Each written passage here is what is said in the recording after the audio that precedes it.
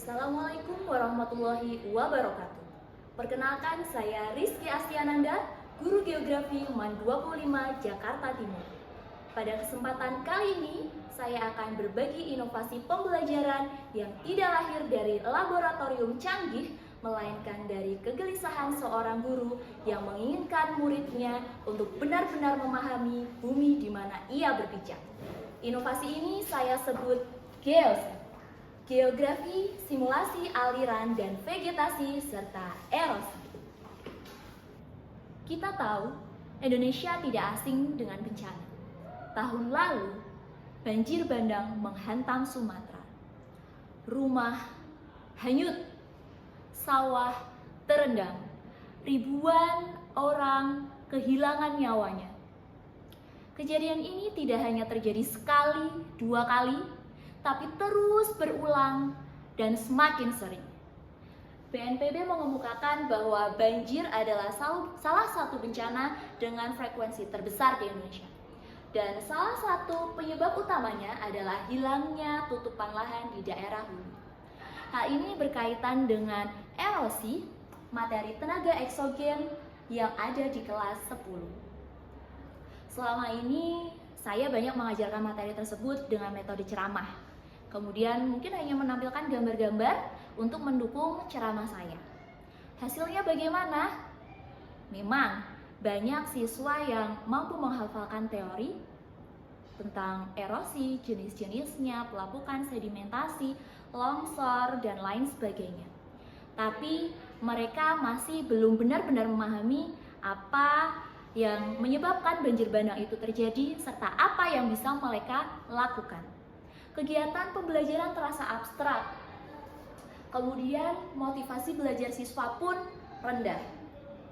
Suatu hari saya merenung. Jika bencana ini nyata, mengapa justru pembelajaran tidak terasa nyata?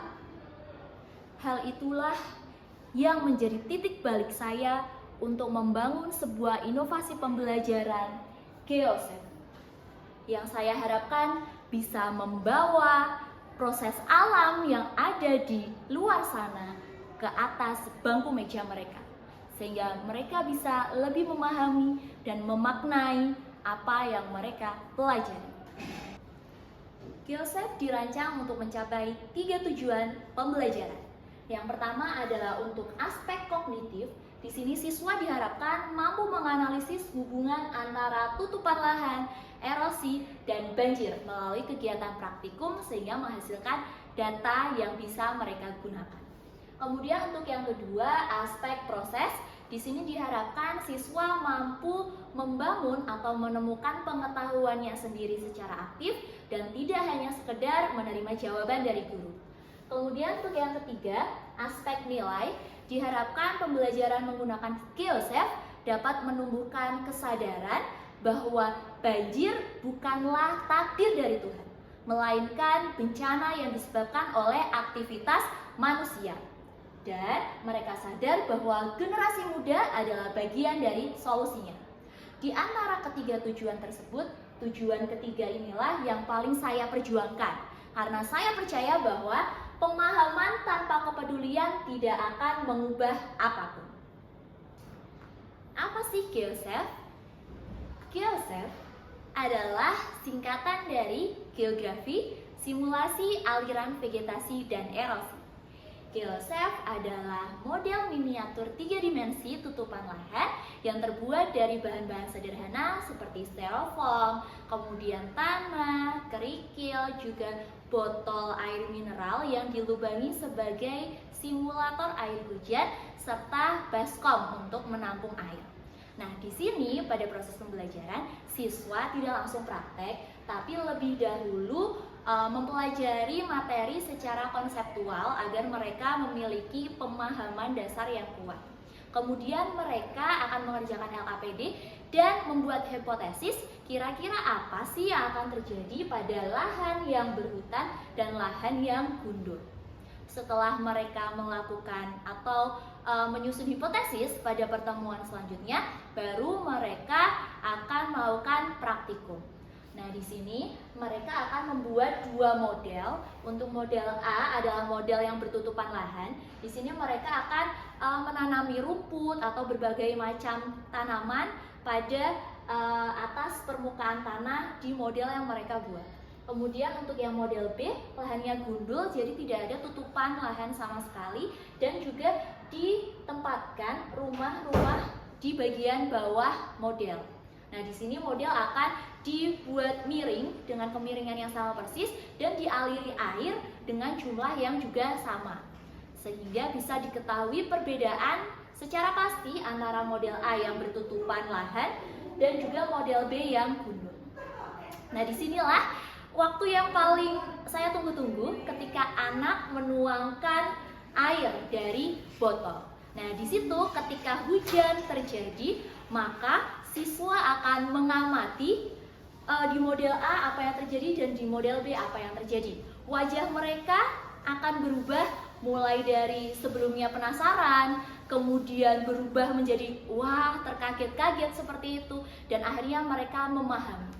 Nah, di sini selanjutnya setelah mereka praktikum, mereka akan mencatat datanya dan menjawab pertanyaan analisis yang menghubungkan apa yang mereka praktekkan dengan kejadian nyata yang ada di lingkungan sekitar atau dari berita. Seperti pada saat itu mereka menghubungkannya dengan fenomena banjir bandang di Sumatera. Nah, mereka akhirnya menemukan jawaban mereka sendiri. Nah, ketika siswa tidak menerima jawaban, tapi mereka menemukannya sendiri, maka mereka akan lebih mengingat hasil pembelajaran tersebut. Nah, di sini saya memilih metode inquiry karena prosesnya dari penggunaan model GeoSAP itu sesuai dengan langkah-langkah dari kegiatan pembelajaran inquiry. Seperti itu. Pembelajaran menggunakan GeoSAP sudah saya terapkan di kelas 10-9. Kemudian saya replikasi di kelas-kelas lainnya. Saat akhir semester, saya melakukan refleksi pembelajaran dan saya tanya kepada semua siswa, materi mana sih yang paling kalian pahami, yang paling teringat di benak kalian? Dan hampir semua siswa seragam menjawab, materinya adalah tenaga eksogen menggunakan media GeoSAP. Di sini bukan karena materinya yang mudah, melainkan karena mereka berjuang sendiri untuk menemukan hasilnya, sehingga mereka tidak mudah untuk melupakannya. Kemudian yang paling saya ingat bukan nilai dari siswa yang bagus, tapi sebuah cerita dari seorang anak.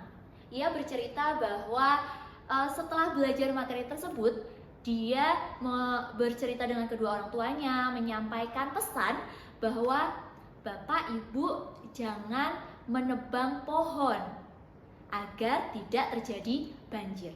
Nah, disinilah menurut saya pembelajaran yang kami lakukan sudah mengena, di mana ilmu tidak hanya berhenti di gerbang kelas, tapi dibawa pulang ke rumah dan dibagikan kepada lingkungan sekitarnya sehingga memberikan dampak nyata. Ke depan saya berencana untuk mengembangkan modul pembelajaran menggunakan GeoSAP ini menjadi lebih terstruktur agar bisa dikembangkan atau direplikasi oleh guru-guru geografi lain. Jika satu guru berinovasi, maka satu kelas bisa berubah. Namun, jika inovasi ini disebarkan, maka diharapkan satu generasi bisa berubah. Nah, di sini saya berharap bahwa kita bisa membangun generasi yang tidak hanya paham teori, tapi juga mampu untuk mengambil tindakan nyata sehingga membangun sebuah perubahan. Nah, di sini melalui GeoSAP ini, saya berharap langkah kecil yang saya lakukan bisa memberikan sedikit perubahan. Nah, mungkin cukup itu yang bisa saya sampaikan. Mohon maaf apabila banyak kekurangan dari presentasi saya. Terima kasih. Wassalamualaikum warahmatullahi wabarakatuh.